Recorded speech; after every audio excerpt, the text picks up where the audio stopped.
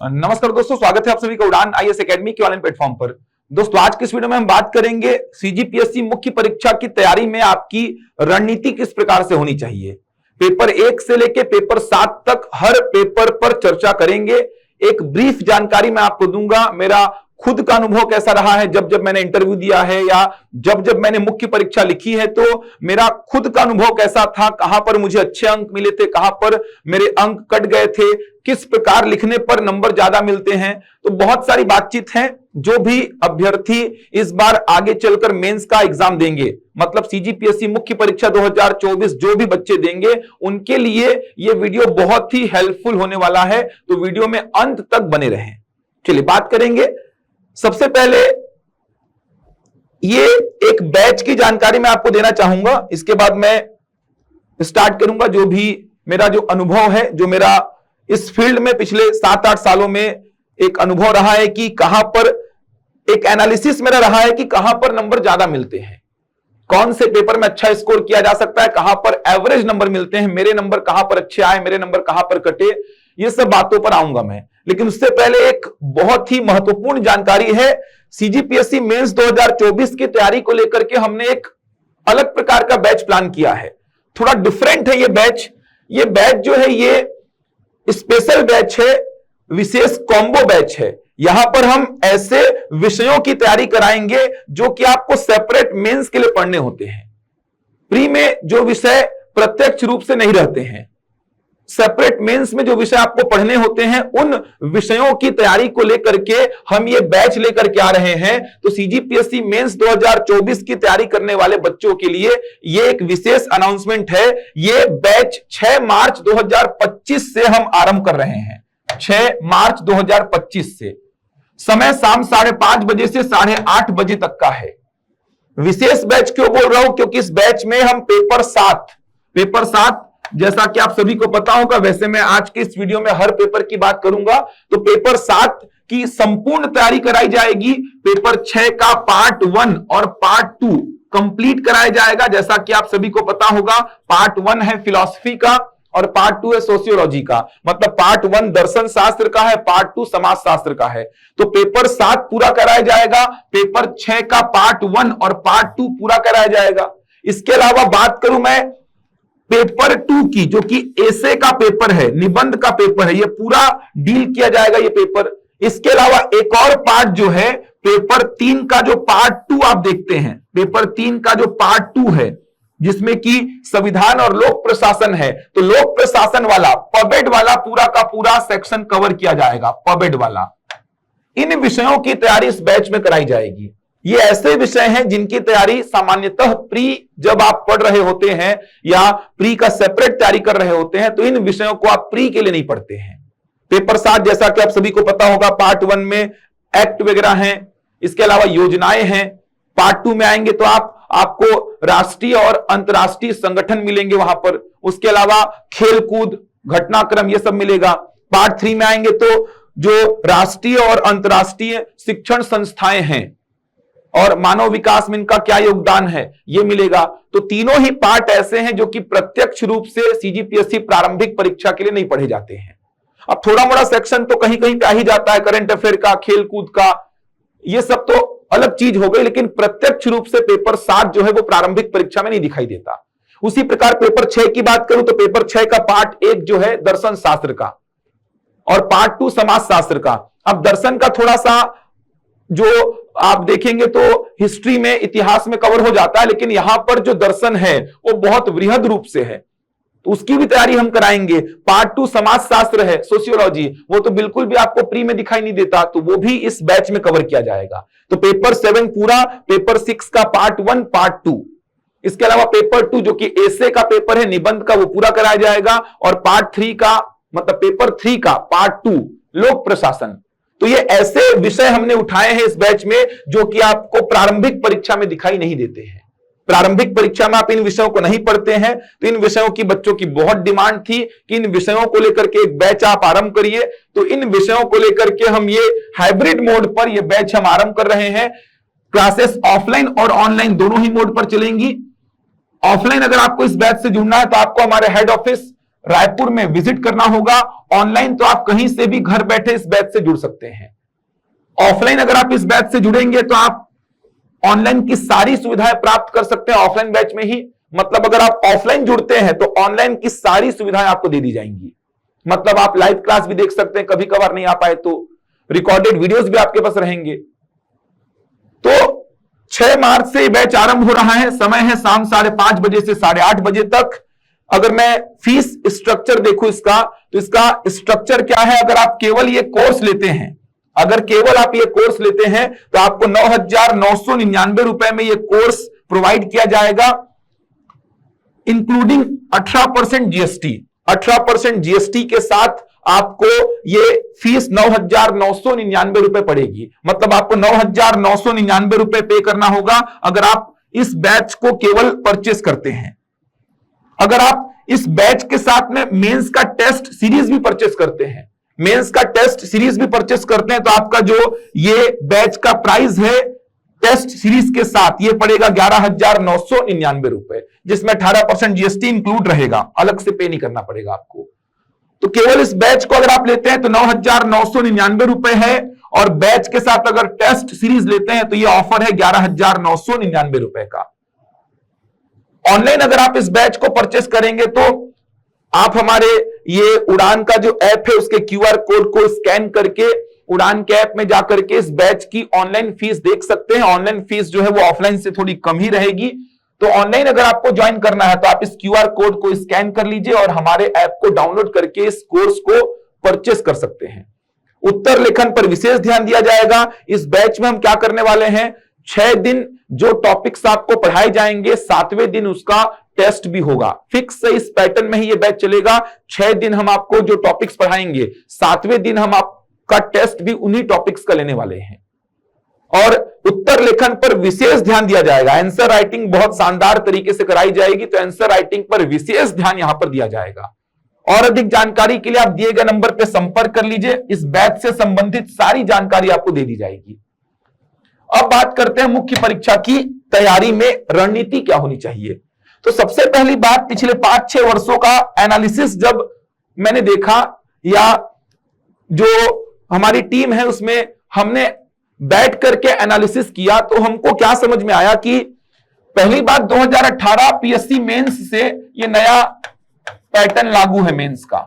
2018 PSC mains से 18 से नया पैटर्न लागू है। 18 से पहले का मेंस का पैटर्न एकदम अलग था, तो 18 से नया पैटर्न लागू है। मतलब 2018 हो गया, 2019 का पेपर हो गया, 2020 का पेपर हो गया, 2021 हो गया, 2022 हो गया, 2023 हो गया, 2024 होने वाला है।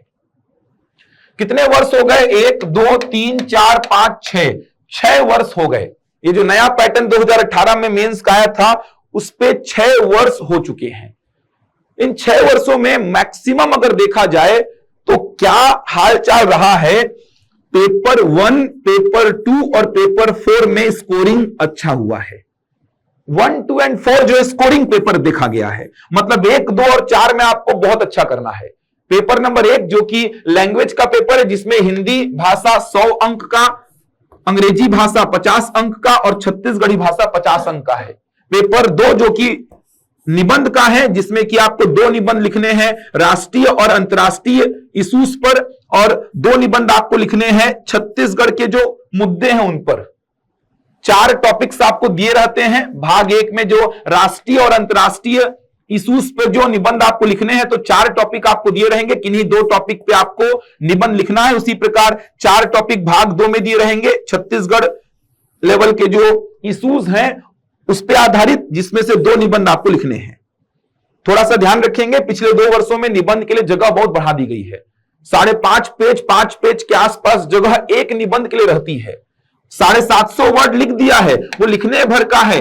750 वर्ड लिख दिया है, एक निबंध के लिए 750 वर्ड में लिखना है। वो 750 वर्ड बस बोलने भर का है। 5 साढ़े 5 पेज रहता है, लगभग पूरा भरना है आपको, लगभग पूरा भरना है वो पेज आपको। ये मान के चलिए, पेज नहीं छोड़ेंगे, क्योंकि पेज छोड़ेंगे तो एक नेगेटिव इंप्रेशन पड़ जाता है चेक करने वाले के ऊपर। तो निबंध का जितना पेज दिया रहेगा ना, वो सारा का सारा पेज आपको भरना है, ये मान के चलिए। आप पेज खाली मत छोड़ना। मैं ये दावे के साथ क्यों बोल रहा हूं, क्योंकि मेरे निबंध में थोड़े अच्छे नंबर रहे हैं। जैसे 2018 में जब पहली बार ये पैटर्न लागू हुआ था तो मैंने निबंध में 139 नंबर स्कोर किया था। मेरा सेकंड हाईएस्ट स्कोर था निबंध में, सेकंड हाईएस्ट स्कोर निबंध में रहा था मेरा 2018 पीएससी मेंस में। पहली बार जब ये नया पैटर्न लागू हुआ था तो निबंध में मेरा स्कोर था 139 200 में, सेकंड हाईएस्ट था। 2022 वाला मुझे याद आ रहा है, 2022 वाला जो मेंस मैंने दिया था उसमें 123 या 129 कुछ नंबर मेरा निबंध में था, 123 या 129 के आसपास। यहां पर अगर देखेंगे ना 2018 पीएससी मेंस में तो 3.5 पेज के आसपास रहता था एक निबंध के लिए, 3-3.5 पेज के आसपास। लेकिन यहां तक पहुंचते तक आप देखेंगे ना तो 5.5 पेज 5 पेज कर दिया एक निबंध के लिए। तो पेज पूरे भरिए, मैं एकदम क्लियर बोल रहा हूं। बहुत सारे लोग बोलेंगे 750 वर्ड का निबंध लिखना है, 750 वर्ड तो 3 पेज में ही हो जाएगा आपका, तो क्या 2.5 पेज खाली छोड़ देंगे? नहीं छोड़ना, स्पीड को मेंटेन करके रखना भाई। निबंध में स्कोर करना पड़ेगा और निबंध में स्कोर हो जाता है भाई, निबंध में स्कोर हो जाता है। क्योंकि सीजीपीएससी के निबंध की अगर मैं बात करूं तो आप निबंध में जो पढ़ के जाएंगे ना वही मिलेगा आपको। 4 टॉपिक्स आपके देखने को मिलेंगे आपको भाग 1 में, 4 टॉपिक्स आपको भाग 2 में देखने को मिलेंगे। किन्हीं 2 पे निबंध लिखना है, किन्हीं 2 पे निबंध लिखना है, तो इन 4 में से 2 तो आपको ऐसा मिल ही जाएगा जो रगड़ के पढ़े होगे आप। इन 4 में से 2 ऐसा मिल ही जाएगा जो एकदम रगड़ के पढ़े होगे आप। इसीलिए बोल रहा हूं कि निबंध में स्कोर करना ही है और निबंध के इंपॉर्टेंट टॉपिक्स को रट के जाइए, मैं तो बोल रहा हूं, तभी वहां समय बचा पाएंगे आप। एकदम फ्रेम पहले से पता रहे, वहां फ्रेम बनाना, आप सोचेंगे ना कि फ्रेम बना लूं पीछे रफ पेज में लिख के, तो समय निकल जाता है। छत्तीसगढ़ का जो पीएससी का निबंध का पेपर है ना, मेरे नजर में ये बहुत आसान है, क्योंकि आपको पता पहले से होता है कि ये टॉपिक आने वाला है। 2017 का मुझे मेंस याद आ रहा है, जहां पे निबंध के टॉपिक्स एकदम अजीबोगरीब आ गए थे। मतलब हमने करीबन 25-30 निबंध याद किए थे। उस समय तो केवल 2 ही निबंध लिखने होते थे, 100 नंबर के 2 ही निबंध लिखने होते थे उस समय, एक राष्ट्रीय स्तर पे और एक छत्तीसगढ़ स्तर पे। तो उस समय 2 ही निबंध लिखने होते थे। हमने करीबन 15-20 निबंध पढ़ के गए थे।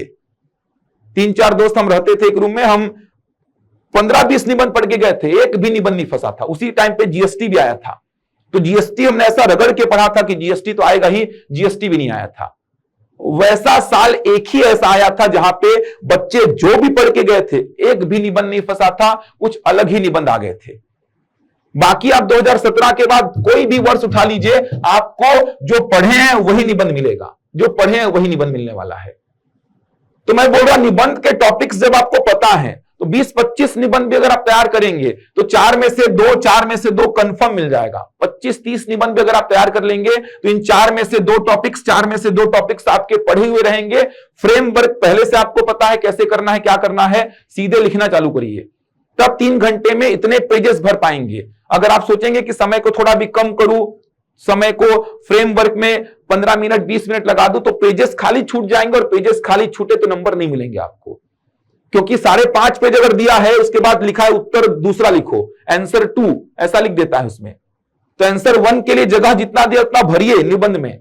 खाली पेज छोड़ने से एक नेगेटिव इंप्रेशन आ जाता है चेक करने वाले के ऊपर। वो सीधे बोलता है कि 50 में इसको अब मैं 30 से ऊपर तो नहीं दूंगा, समझ आ रहा, मैक्सिमम 30 जाऊंगा मैं, क्योंकि पेज छोड़ा है तो 15-20 तो वैसे ही कम कर लिया अपने दिमाग में वो, और पूरे पेजेस भरे हैं ना तो नंबर अच्छे मिल जाएंगे आपको, बहुत अच्छे नंबर मिलेंगे। अगर पेजेस खाली छोड़ेंगे तो 50 का फिर जो पूर्णांक है ना एक निबंध का, वो 50 रहेगा नहीं सामने वाले के दिमाग में, वो पहले से 40-35 सेट कर लिया, अब 40-35 में आपको मार्किंग करेगा फिर वो।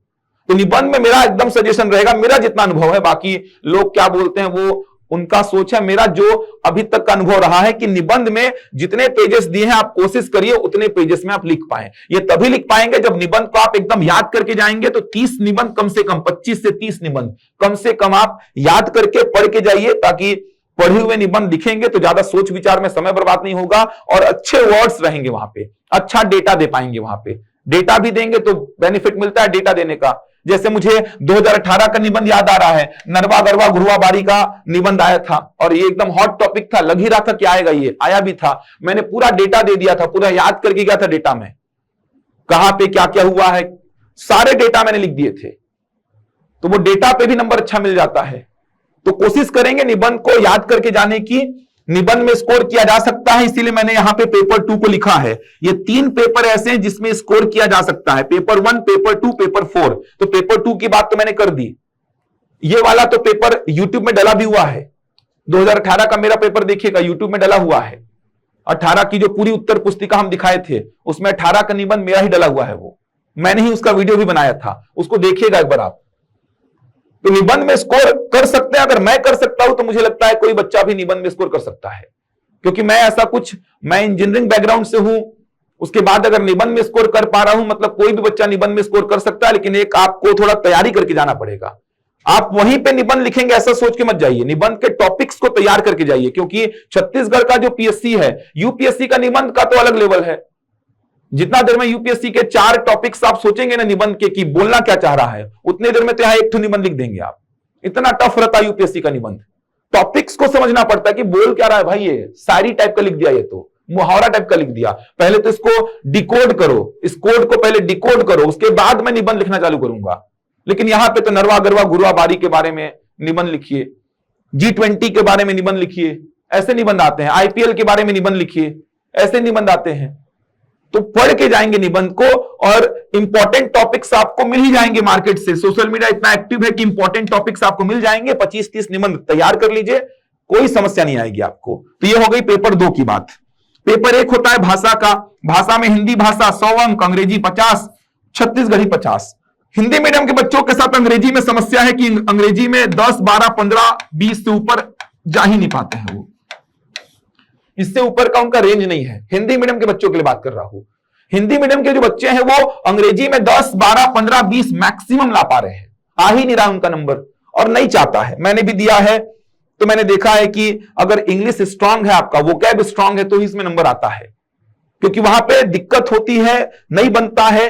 तो हिंदी मीडियम के बच्चे थोड़ा मेहनत करिए अंग्रेजी में, लेकिन आप ये सोचिए कि हिंदी में बहुत अच्छा करना है। 100 नंबर का हिंदी है, इसमें जितना अच्छा कर सकते हैं। 50 नंबर का छत्तीसगढ़ी है, इसमें जितना अच्छा कर सकते हैं, इसमें अच्छा करना ही है। इसमें अगर 10-15 नंबर कम हो रहे हैं तो वो 10-15 नंबर इधर पे एक्स्ट्रा आपके आने चाहिए।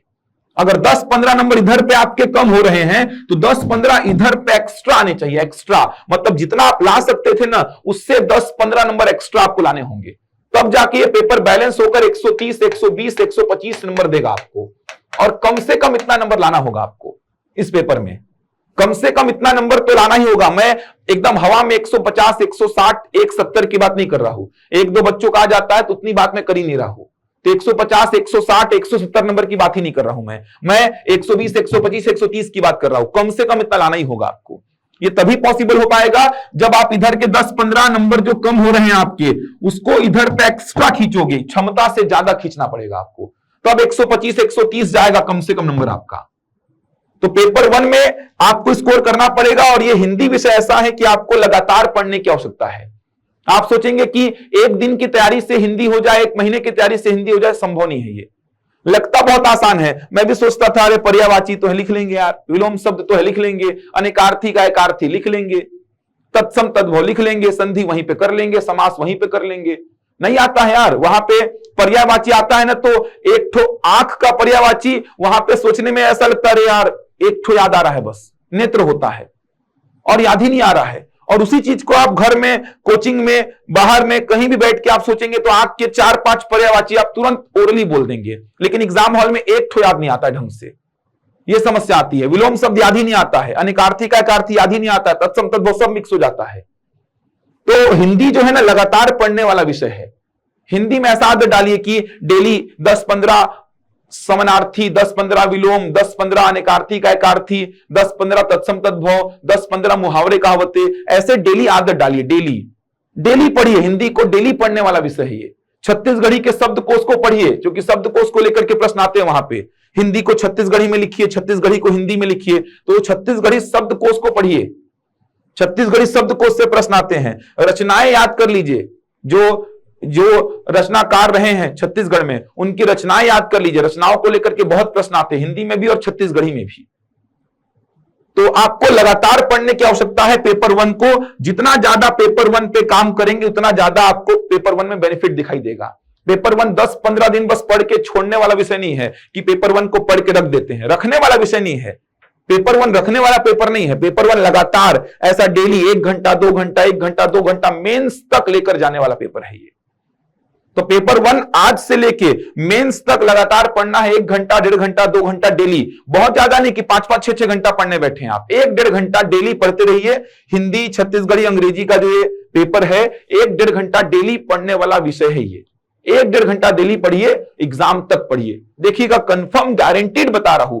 थोड़ा सा पेशेंस रखना पड़ेगा, क्योंकि पेशेंस रख नहीं पाते बच्चे। 10 दिन पेशेंस रख के पढ़ लेते हैं, 11वें दिन अरे यार छोड़ो यार, ऐसा होता है। पेशेंस रख के थोड़ा सा हिंदी वाले पेपर को आप आगे तक लेके जाइए। गारंटी बता रहा हूं कि पेपर वन शानदार रहेगा आपका।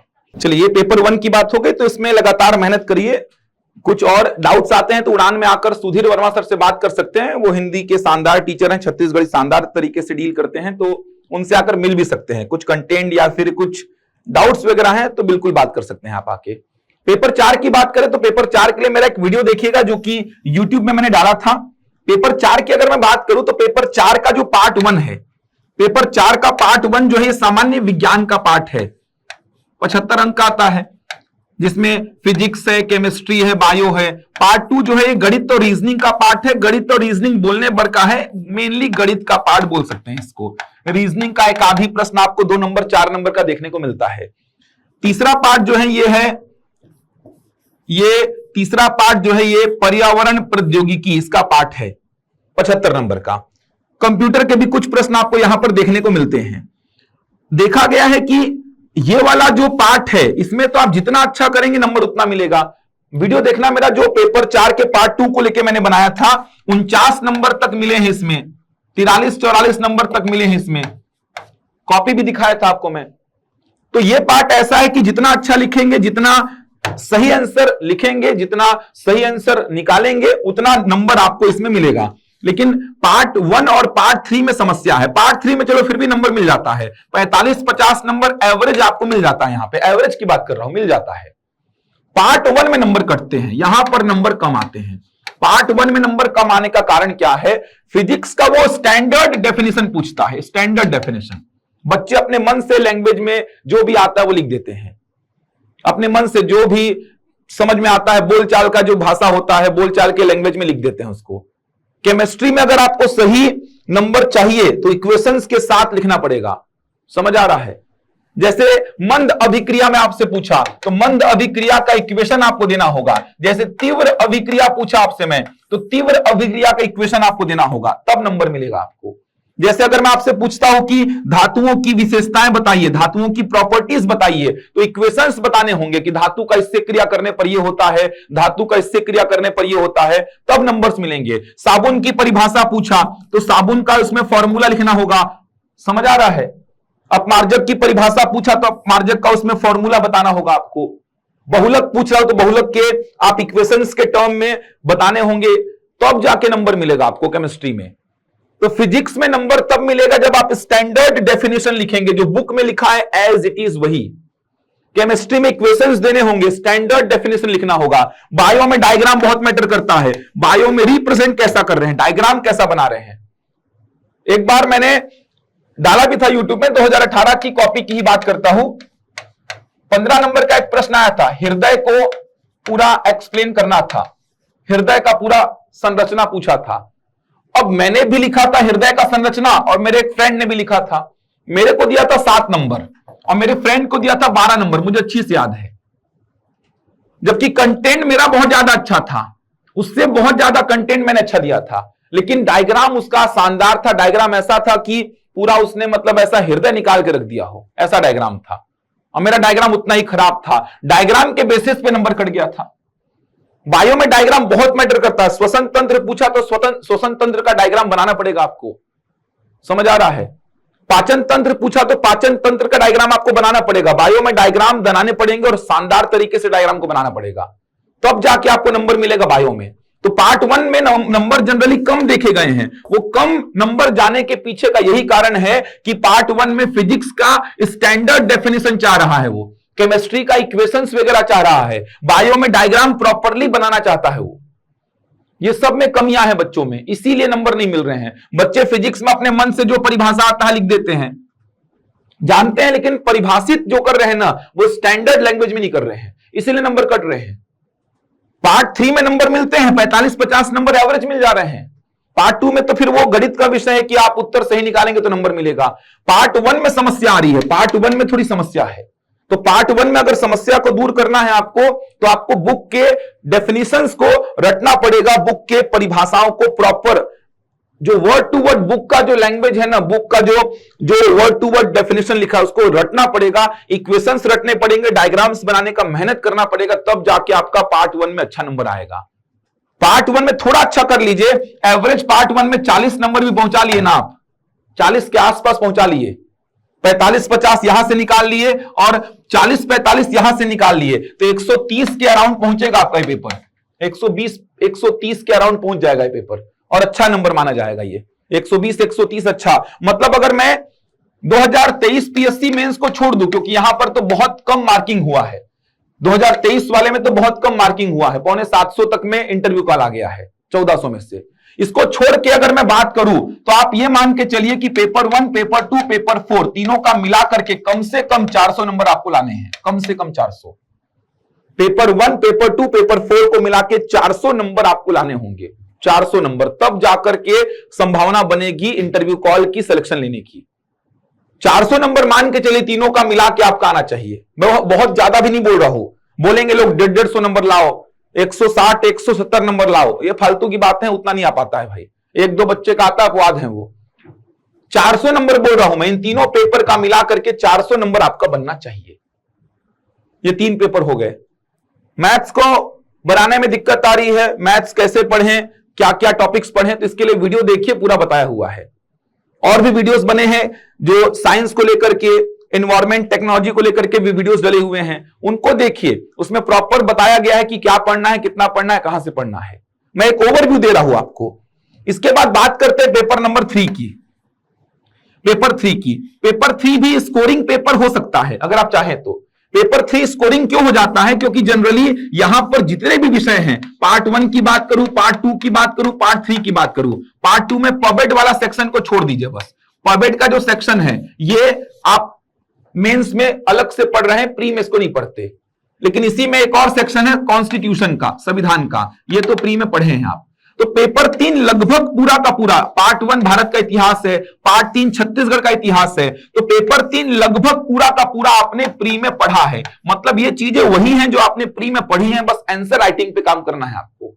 बाकी ये चीजें वही हैं जो प्री में पढ़े हैं। भारत का इतिहास पूरा पढ़े हैं प्री में, छत्तीसगढ़ का इतिहास पूरा पढ़े हैं प्री में, भारत का संविधान पूरा पढ़े हैं। पबेट में भी कुछ सेक्शन तो संविधान का ही आ जाता है, 20 नंबर के आसपास का पबेट आता है, तो वहां पे काम कर सकते हैं आप। तो पेपर 3 भी स्कोरिंग है, लेकिन उत्तर लेखन पे थोड़ा काम करना पड़ेगा आपको। उत्तर लेखन आपको देखना पड़ेगा, आंसर राइटिंग पे काम करना पड़ेगा। फैक्ट तो आपके मजबूत हैं, लेकिन उत्तर लेखन, आंसर राइटिंग पे थोड़ा काम कर लीजिएगा, पेपर 3 भी आपका ठीक ठाक जाएगा, यहां पे भी नंबर आ सकता है।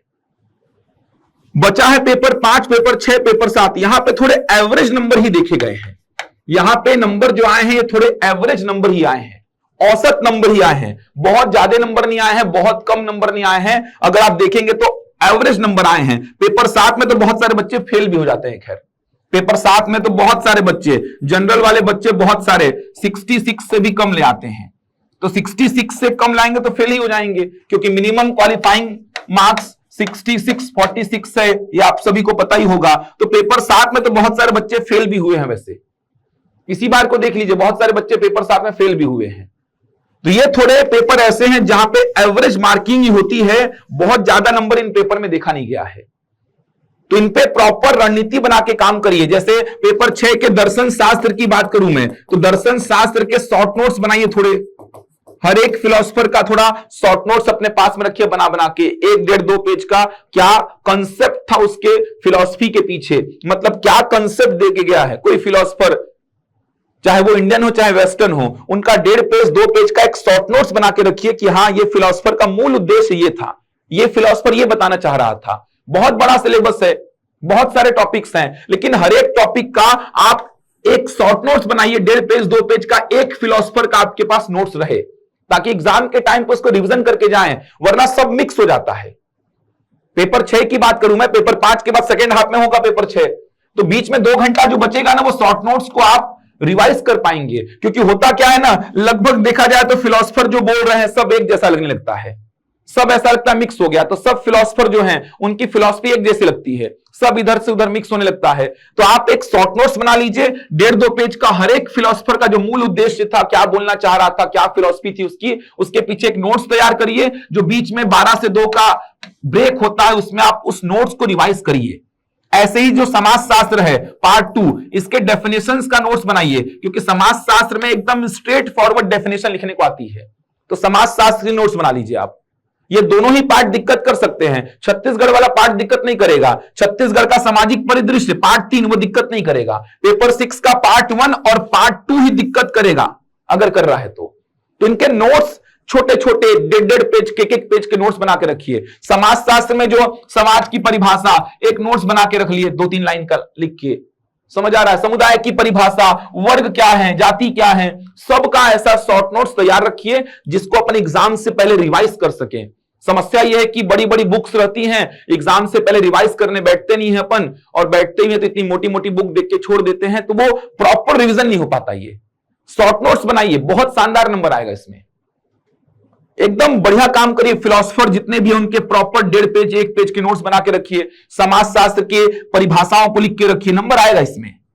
पेपर 7 का रणनीति कैसा होगा, तो पेपर 7 में आपको काम करना पड़ेगा। ये थोड़ा सा अलग पेपर है, इसमें थोड़ा लिखना आना चाहिए। तो आपको मैं अपनी कॉपी भी दिखाऊंगा। मेरे पेपर 7 में नंबर ठीक आए हैं, 100 नंबर के आसपास आए हैं मेरे, जब मैंने मेंस दिया है तो 100 नंबर कम नहीं है पेपर 7 में। मैं आपको कॉपी दिखाऊंगा। पेपर 7 को मैं कॉपी के साथ लिखना बताऊंगा। पेपर 7 के लिए मैं एक अलग से वीडियो बनाऊंगा जिसमें मैं अपनी कॉपी भी दिखाऊंगा, कुछ और लोगों की कॉपी भी दिखाऊंगा। तो पेपर 7 का मैं एक अलग से पूरा वीडियो बनाऊंगा, क्योंकि पेपर 7 थोड़ा सा खतरनाक पेपर है। लिखना बताऊंगा कैसे लिखने पे, क्योंकि पेपर 7 में मेरे को जब मैंने मेंस दिया लगभग 100 नंबर मेरे आए हैं लगभग, और 100 कम नहीं है, अच्छे नंबर है पेपर 7 में। तो पेपर 7 का एक अलग से मैं पूरा आपको वीडियो बना करके अपनी कॉपी दिखाऊंगा, दूसरे की कॉपी दिखाऊंगा, कैसे लिखने में नंबर कैसे आए हैं, पॉइंट वाइज कहां पे लिखना है, पैराग्राफ में कहां पे लिखना है, ऐसी बहुत सारी बातें करूंगा मैं। तो ये कुछ बातचीत थी, जो मेरा अनुभव था। लग जाइए तैयारी में, बड़ा एग्जाम है, बड़ा संघर्ष है, बड़ी मेहनत है, लेकिन एक बार ये प्राप्त हुआ ना पोस्ट आपको, तो जीवन आपका सफल हो जाएगा। फिर आपको पीछे मुड़ के देखना नहीं पड़ता, बस मेहनत करनी है, अपने जॉब में आगे बढ़ना है। आगे बढ़ने का तो हमेशा प्रयास करना चाहिए आपको। तो एक बार आप इन पेपर्स को अच्छी से बैठिए, एक शेड्यूल बनाइए कि आपका कौन सा पकड़ अच्छा है, किस पेपर में पकड़ ठीक है, कहां पे थोड़ा सा कमजोर है। पिछले बार मेंस दिया था तो कहां पे नंबर कम रह गए थे, उससे पहले मेंस दिया था तो कहां पे नंबर कम थे। ये सब एनालिसिस करके बैठिए पहले। तो आप ये सब एनालिसिस करके बैठेंगे ना, तब थोड़ा सा आपको लगेगा कि हाँ यहां पर पकड़ मजबूत है, यहां पर वीक है। तो जहां पर मजबूत है उसको और मजबूत करिए, जहां पर वीक है उसको ठीक करिए, अच्छा करिए उसको। मेहनत करेंगे तो मिल जाएगा। एक रणनीति के साथ आगे बढ़ना। मेंस जो है ना वो रणनीति के साथ आगे बढ़ने वाला एग्जाम है। मेंस ऐसा नहीं कि बस ऐसा बिना कुछ सोचे समझे पढ़ के चल देंगे और निकल जाएगा। मेंस एक प्रॉपर प्लानिंग के साथ निकलता है। तो एक प्रॉपर प्लानिंग आपकी होनी चाहिए। इस पेपर में प्लानिंग क्या हो, इस पेपर में प्लानिंग क्या हो, ऐसा एक प्रॉपर प्लानिंग के साथ आपको मेंस निकालना होगा। तो मेंस के लिए एक रणनीति, एक प्लानिंग आपके पास होनी चाहिए, एक शेड्यूल आपके पास होना चाहिए कि हाँ मैं घर में ये शेड्यूल बना के रखा हूं कि इस महीने ये पेपर खत्म करूंगा, ये दिन ये वाला पेपर पढ़ूंगा। एक प्रॉपर शेड्यूलिंग आपके पास होनी चाहिए अगले 3-4 महीने की। छुट्टी उट्टी छोड़ो, होली का छुट्टी छोड़ो, ये सब छुट्टी तो छोड़ ही देना जो मेंस दे रहे हो। ये सब छुट्टी मारोगे ना तो पूरा गोल हो जाएगा। तो छुट्टी छोड़ो, ये मौका दोबारा नहीं मिलता है, दोबारा बहुत मुश्किल से मिलेगा। प्री निकालना महाभारत वाला काम है छत्तीसगढ़ में। प्री बहुत मुश्किल से निकलता है। प्री में देख रहे हैं कुछ भी आ जा रहा है क्वेश्चंस, कभी पेपर एकदम आसान, कभी पेपर एकदम टफ, समझ में ही नहीं आ रहा है। प्रेडिक्शन काम ही नहीं आ रहा है प्री में, कुछ भी क्वेश्चंस आ जा रहा है। पढ़ा हुआ बच्चा का नंबर और कम पढ़ा हुआ बच्चा का नंबर बराबर ही आ जा रहा है। तो प्री निकालना बहुत महाभारत वाला काम हो गया है। तो प्री अगर अच्छा गया है, मेहनत करिए, शानदार तरीके से मेहनत करिए, समय को बिल्कुल भी व्यर्थ मत करिए। क्योंकि समय जो है ना ये गया ना हाथ से, रिजल्ट का वेट करते रह गए और समय निकलता गया तो बचेगा नहीं समय आपके पास। फिर तैयारी करिए। पेपर 7 की बात मैं अलग से करूंगा। पेपर 5 तो आप जानते ही हैं, इकोनॉमी है, भूगोल है, उसमें छत्तीसगढ़ का भूगोल है, उसमें वो हो जाएगा। 1 to 4 में मार्किंग बहुत अच्छा होगा, अच्छा स्कोर कर सकते हैं। पेपर 7 में अगर दिक्कत है, पेपर 6 में दिक्कत होता है आपको, ऐसे वगैरह में दिक्कत होता है, तो जो मेंस के सेपरेट हैं, जो कि प्री में कभी नहीं पढ़े हैं, आप बहुत कम पढ़े हैं, उन विषयों को अगर आपको तैयार करना है, अगर आपको लगता है कि सर इन विषयों पर मेरी पकड़ थोड़ी कमजोर है, ठीक करनी है, तो आप इस बैच से जुड़ करके उन विषयों पर अपनी पकड़ मजबूत कर सकते हैं। यह बैच 6 मार्च से हम आरंभ कर रहे हैं, शाम 5:30 बजे से 8:30 बजे तक। और अधिक जानकारी के लिए दिए गए नंबर पर संपर्क कर लीजिए। चलिए, मैं मिलूंगा आपसे अगले वीडियो में कुछ नई जानकारी के साथ, कुछ नए तरीकों से आपको और रूबरू कराऊंगा कि रणनीति और क्या होनी चाहिए, कैसी होनी चाहिए, मेंस की पेपर 4 में और अच्छा कैसे कर सकते हैं, मैथ्स में और अच्छा कैसे कर सकते हैं। कुछ इंपॉर्टेंट टॉपिक्स लेके आऊंगा जो कि संभावना पूरी है कि इस बार पूछेगा ही, तो मैं कोशिश करूंगा कि समय निकाल के कुछ मैथ्स के इंपॉर्टेंट टॉपिक्स आपको दे दूं यूट्यूब में, जो कि सीजीपीएससी मेंस में बहुत ही एकदम 90% 99% चांस है कि पूछेगा ही। ऐसे टॉपिक्स जैसे माध्य माध्यिका बहुलक, इसको पूछने का पूरा संभावना होता है, तो इसका इंपॉर्टेंट क्वेश्चंस मैं करा दूं यूट्यूब में, मेरी पूरी कोशिश रहेगी। नाव धारा, समय दूरी के इंपॉर्टेंट क्वेश्चन, समय काम के इंपॉर्टेंट क्वेश्चंस कैसे लिखेंगे मेंस में, कोशिश करूंगा कि मैं समय निकाल के इन टॉपिक्स पे वीडियोस बनाऊं जिससे आपको हेल्प मिले।